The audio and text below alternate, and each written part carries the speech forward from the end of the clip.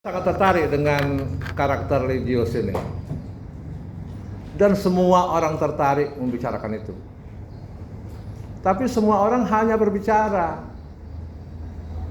tidak menggambarkan karakter.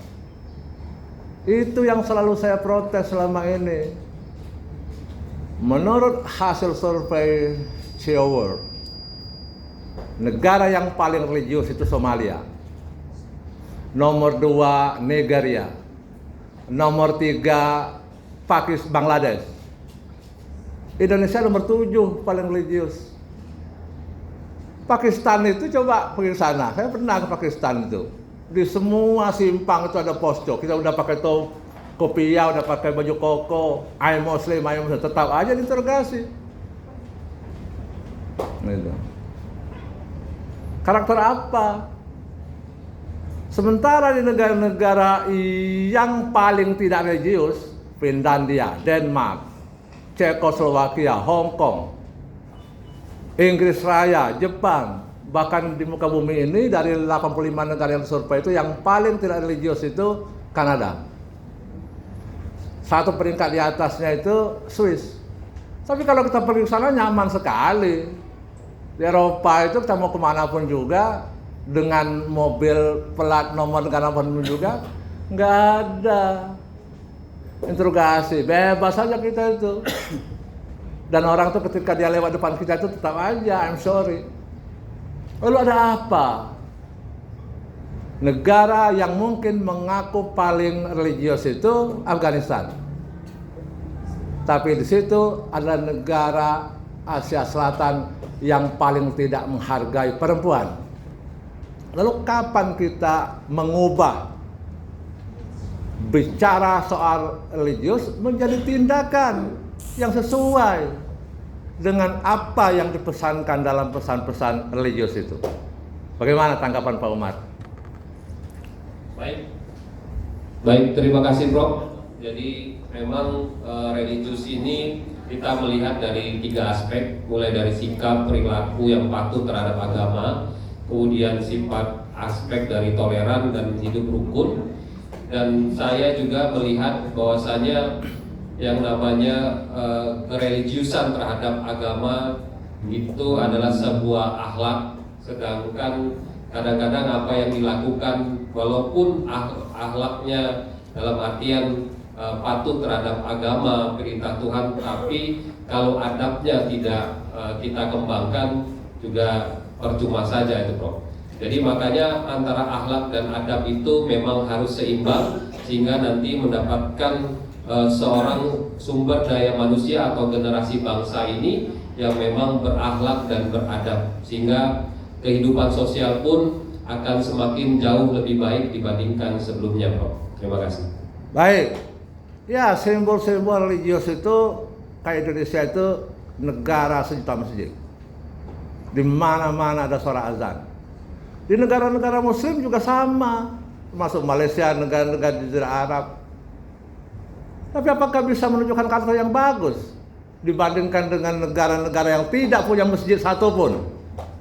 Monaco, San Marino, Slovakia, Vatikan, Estonia, nggak ada satupun masjid, nggak ada sedikit suara azan. Apakah di sana tidak berkarakter? Berkarakter. Malah orang nyaman di sana itu. Di kita justru ketika 5 waktu selalu mengandang suara azan, ajakan agar orang sholat, ternyata tidak mencerminkan realitas. Lalu ini dosa siapa? Karena itu maka kata Albert Einstein itu, ilmu tanpa agama itu buta. Agama tanpa ilmu itu lumpuh. Dan orang lumpuh itu lebih tidak bermanfaat, mohon maaf ya, padahal mohon ampun, dibandingkan dengan orang buta.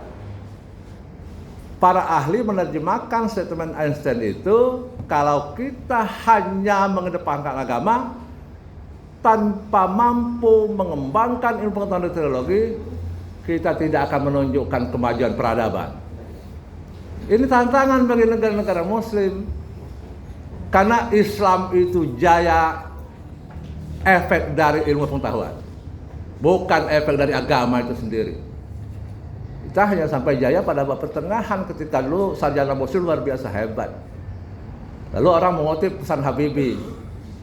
Andaikan saya belajar agama pada satu sisi dan saya belajar teknologi pada satu sisi, kata Habibie apa? Saya mendahulukan pelajaran agama. Itu karena Habibie sudah di level itu. Dia enak ngomong karena dia memang sudah maha guru di bidang teknologi. Boleh begitu. Kan begitu kan? Nah, bagaimana kita menggeser ini? Karena itu maka saya sangat senang sekali di mana-mana ada sekolah-sekolah jaringan Islam terpadu. Tapi anak kita tuh akan dibawa kemana? Kalau dia tidak menguasai teknologi tinggi yang istilah Stephen Hawking itu bisa menerjemahkan bahasa dakwah menjadi bahasa teknologi, tetap akan tertinggal. Kita nggak bisa kemana-mana. Berobat teknologi barat, pergi sana kemari teknologi barat, berkomunikasi teknologi barat. Jadi dakwah ini penting. Tapi transformasi dakwah menjadi realitas itu tidak kalah pentingnya. Sehingga kita tidak cukup mengatakan orang bikin kapal selam itu sudah ada dalam Al-Quran tuh. Orang bisa terbang kemanapun juga, itu ada dalam Al-Quran, nggak cukup. Tapi bagaimana mentransformasi bahasa Al-Quran itu menjadi bahasa kehidupan. Ini tantangan terberat bagi kita ini. Karena itu maka dimensi kualitas itu menjadi sangat esensial. Gitu. Mohon maaf, para pendakwah besar itu kan pamer rumah mewah, kan begitu kan? Dia mau begitu, tapi yang didakwahi mungkin rumahnya itu makannya susah. Kan begitu kan? Nah, padahal kita ini mestinya harus menciptakan keseimbangan keduanya. Apakah Pak Umar punya refleksi suatu saat gitu ya, sekolah-sekolah selevel Mutiara Cendekia itu akan mampu melahirkan orang-orang hebat, selevel Habibie, selevel Avicenna, selevel ahli-ahli biologi, ahli fisika, ahli astronomi, sarjana muslim abad pertengahan. Apakah Pak Umar punya imajinasi soal itu? Silakan. Baik, Prof. Yang pasti imajinasi itu sudah ada di dalam pikiran saya, bahwasanya nanti anak-anak yang ada di Mutiara Cendekia, khususnya peserta didik yang saat ini saya pimpin, saya berharap nanti bisa menjadi orang-orang yang hebat. Kita juga di sana tidak hanya mendidik secara pendidikan secara keagamaan, juga kita juga mendidik mereka secara ilmu pengetahuan atau secara akademik.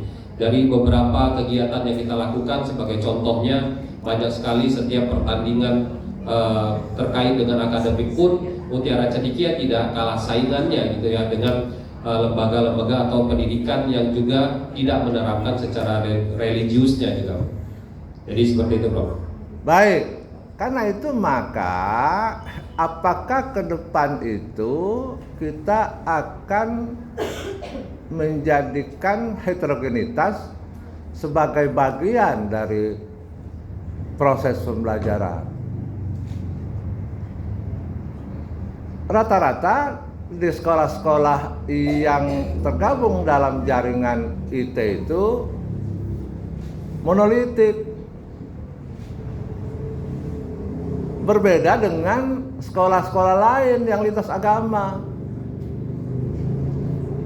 Gitu. Padahal kalau dunia ini mau maju, sentimen sara itu harus dihapus. Harus mampu mengembangkan dimensi pluralistik. Karena itu maka harus ada jembatan, mungkin memoderasi. Sebab ego sara itu di mana-mana membawa bencana di belahan dunia manapun. Bisa bencana karena konflik, bisa juga bencana karena ketertutupan. Sudan itu perang saudara, terpecah menjadi dua, Sudan Utara dan Sudan Selatan. Di Sudan Selatan itu mayoritas Kristiani, mohon maaf ini kalau ini ada bau-bau sentimen agama. Aman dia, nggak ada lagi perang. Tapi di Sudan Utara, perang antara militer dengan paramiliter, saling bunuh sesama agama. Apakah Pak Umar punya pemikiran untuk memoderasi? Suatu saat di sekolah-sekolah jaringan Islam ini juga mewadahi orang-orang non-muslim,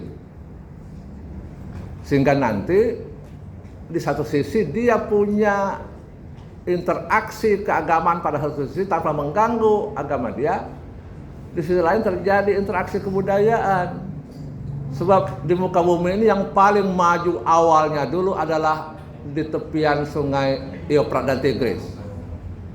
Mengapa maju itu? Karena di situ terjadi interaksi kebudayaan yang luar biasa.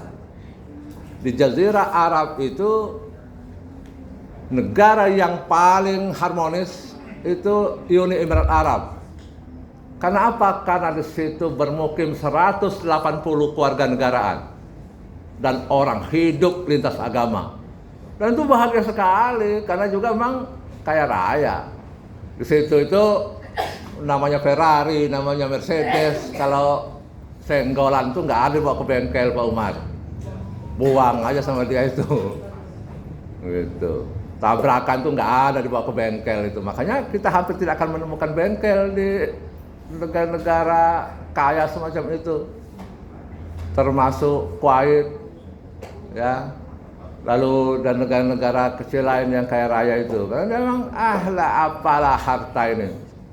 Kita senggolan dikit aja udah ribut kan. Bahkan hampir senggolan pun kaput kau gitu kan. Mohon maaf ini ya. Kayak begitu, orang itu nggak ada lagi. Level harta itu rendah sekali levelnya. Kalau kita ini kan, kalau anak terjatuh, lecet-lecet, biasa anak kalau jalan terjatuh. Tapi kalau mobilnya dipakai anak tersenggol, marah habis-habisan. Berapa anak habis duit untuk ke bengkel, kan begitu. Demikian juga anak-anak di sekolah-sekolah umum itu kena sedikit permintaan uang gitu ya, di sekolah-sekolah negeri itu ribut orang tua, ya enggak? Bertahun-tahun parkir anak di sekolah nggak mau bayar 1 perak pun. Tapi parkir motor 5 menit bayar, dia nggak protes. Apalagi masuk ke mal-mal. Nah, ke depan itu kita harus berpikir bagaimana manusia itu di atas apapun. Yang istilahnya human over technology. Manusia itu di atas apapun juga.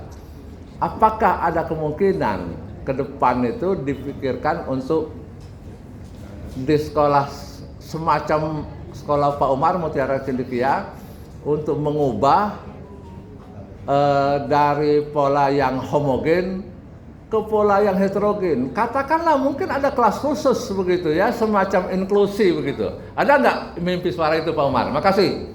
Baik, terima kasih.